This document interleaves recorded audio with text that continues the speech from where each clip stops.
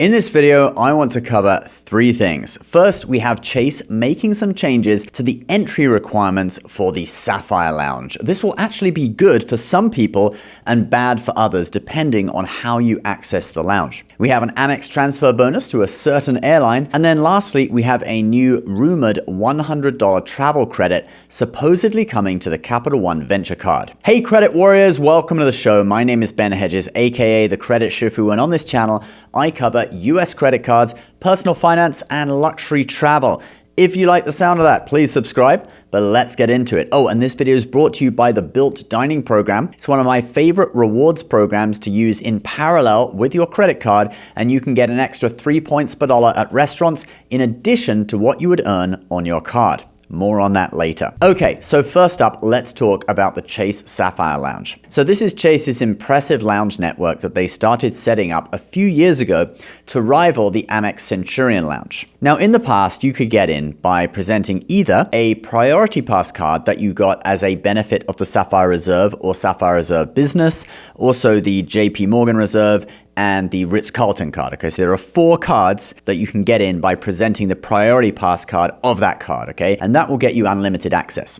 Now, the other way you could get in is by presenting a Priority Pass card from any other credit card or just one you bought directly from Priority Pass, and you would get 1 visit per year, and then additional visits would be charged at the discounted rate of $75 per visit. I was going to take advantage of this when I was changing planes at Boston at Christmas, but sadly the line was just too long and they said 40 minutes wait, which was ridiculous. And speaking of overcrowding, that brings me to the change that Chase has made, which is probably done to counter overcrowding. As of August 15th, you will no longer be able to access the Chase Sapphire lounges with Priority Pass cards from other credit cards or bought directly from Priority Pass. You also will not get the discounted paid entry rate anymore. Okay, you can pay to go into the Sapphire Lounge no matter what. Anyone can just pay to get in.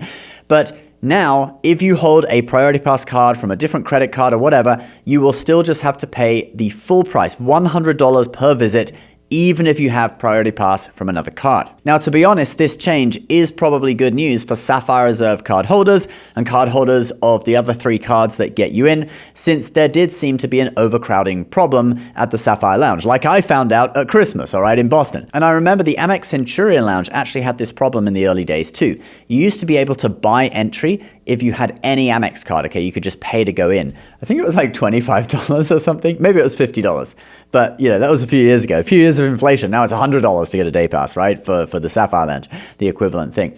But anyway, after a while of overcrowding, they changed it so that other Amex cards couldn't just buy their way in. It was Platinum and Centurion only. And that did help at solving that problem. Not completely, but it definitely helped. Now that Chase has got rid of all the peasants with other Priority Pass memberships, they've also improved access for Sapphire card holders. Let's check out what they've done now. So here's what they've done. If you are on a layover, you can now access the Sapphire Lounge 5 hours before your connecting flight instead of the previous 3 hours, starting on August 15th. This is great because often layovers can be longer than 3 hours, and you may want to be in the lounge for longer. I think if your layover was over 5 hours, you would start seriously thinking about leaving the airport anyway and going to a hotel or going to sightseeing or go to a restaurant in the city or whatever. So in my opinion, this covers pretty much any layover where you would be remaining in the airport. So if you have a trip planned in the next 2 weeks and you have Priority Pass from another credit card, not the Chase Sapphire Reserve or the other 3 cards, you might as well use up that 1 annual pass that you have if you're passing through an airport that has a Sapphire Lounge, since you will lose access altogether after August 15th. All right, before we move on to talking about Amex transfer bonuses and the rumored new venture benefit, if you want to supercharge your credit card, I really recommend the Built Rewards program. Not only do they have a great dining program where you can earn an extra 3 points per dollar on average at the restaurants in the program, but in addition, you can earn points at Walgreens and also on rent and mortgages. And that is all on top of what you would earn on your credit card already. So if you use the Amex Gold for dining at a Built restaurant, for example, you would be getting 7 points per dollar, 4 from Amex and 3 from Built. Anyway, check it out in the links down below, and don't forget to link your card so that you can actually earn points. So we have a new transfer bonus that just launched with American Express, and that is to British Airways. Let's take a look at the details. This is a 30% bonus, so every 1,000 Amex points that you transfer over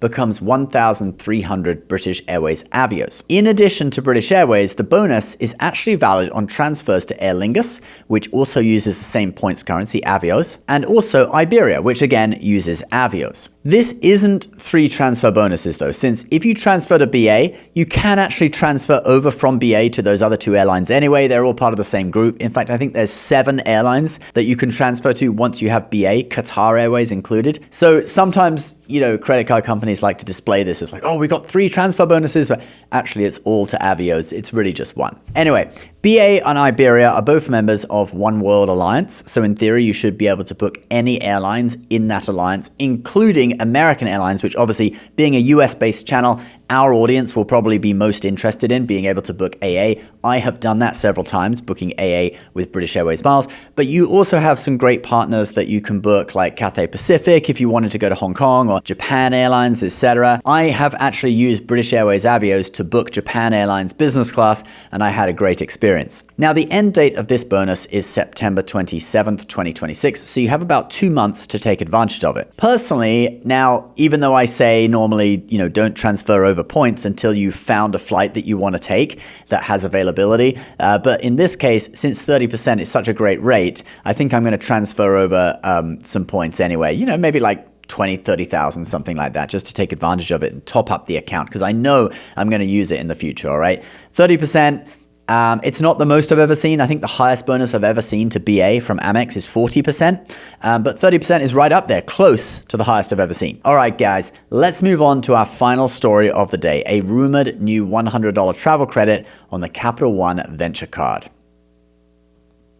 All right, so the Capital One Venture is Capital One's mid-tier travel rewards card. It has a $95 annual fee, and so it's Capital One's answer to the Chase Sapphire Preferred or to Citi's Strata Elite. There's no lounge access on this card, okay? It's just focusing on earning you transferable points that you can use for either bookings through the travel portal or to transfer to Capital One's airline and hotel partners, okay? Now, Capital One's angle on this is that their card earns 2x on everything, which offers a different strategy to Chase and Citi. And those 2 cards, the Chase Sapphire Preferred from Chase and the Strata Premier from Citi, they both have bonus categories, okay? You'll earn different amounts in different categories of spend, but Capital One's strategy is just 2 points per dollar on everything. And it also currently has a 75,000 point welcome bonus, which matches the Sapphire Preferred and is a little bit higher than Citi's card, which is currently 60,000. But anyway, we have some news about this card, and that is this, okay? And a load of people recently posted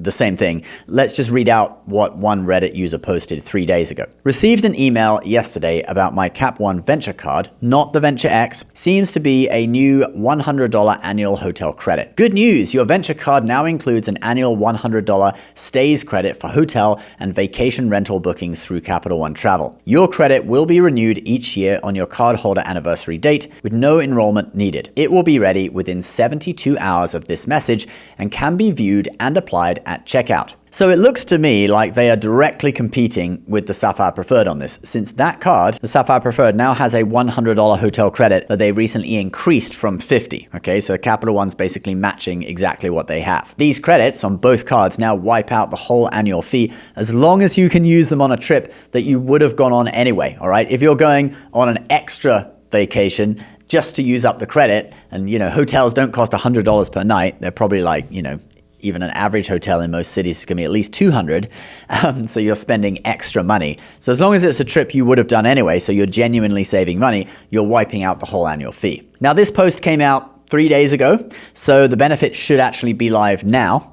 But Capital One hasn't mentioned it in a press release yet, and there's no language regarding the benefit on the landing page of the card as of now. In their article about this, Travel and Points blog Frequent Miler say this: the fact that the email states that the credit will be ready within 72 hours leads me to believe that an announcement will likely come early next week. And by early next week, because that article is from last week, that means now, okay? So knowing my luck, the press release or whatever has probably already come out by the time this video goes live, okay? Because it takes us a few hours to edit it.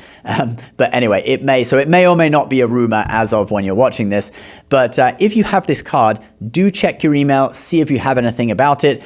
And if you've been thinking about getting this card, well, now you can effectively wipe out the annual fee with this one benefit. So it makes it a much more attractive card. All right, guys, that is the video for today. Do check out the built dining program in the description down below. It really is a no-brainer for an extra 3 points per dollar on dining. Doesn't cost you anything to join. And you also have the option to pay rent through their system with either ACH or credit card and earn built points. Just don't forget to link the cards in your wallet so you can actually earn points. You can also link your Lyft account too, to earn extra points on Lyft rides as well. Please subscribe to our channel if you're new. I'll see you next time.